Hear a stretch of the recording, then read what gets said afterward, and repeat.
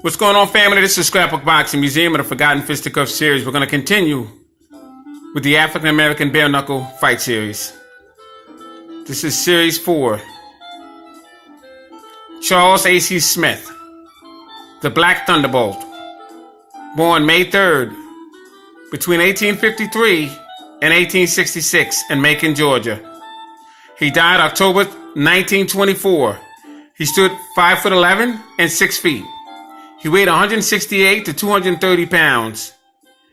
He had between 215 and 230 bouts. He was managed by Bill Mulloon. Legendary has it that Charles Smith would move north. In 1865, the Black Thunderbolt would begin fighting around the age of 19.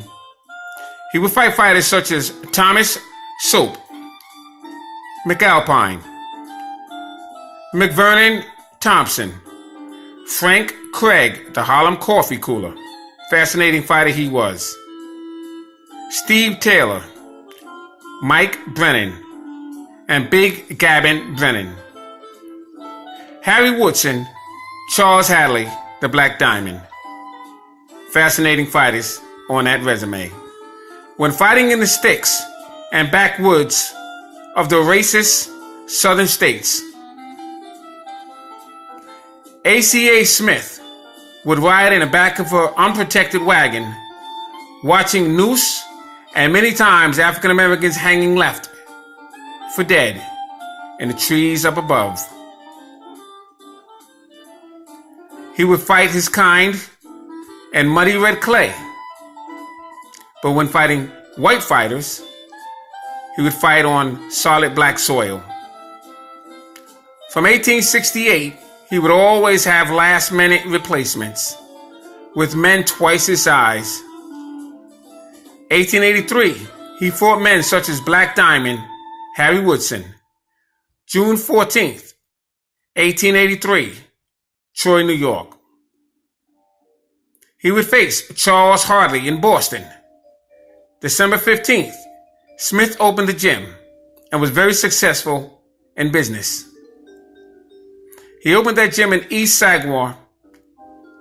1884, 1886, he would face the colored heavyweight champion, George Godfrey. 1891, Smith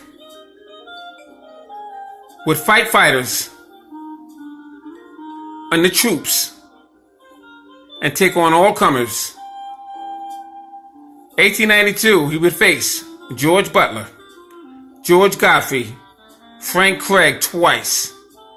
November 5th, 1892, he would face Mike Brennan. Both men were dropped in the first round. Joe Chowinski, Bob Armstrong, George Gardner, Jim Smith.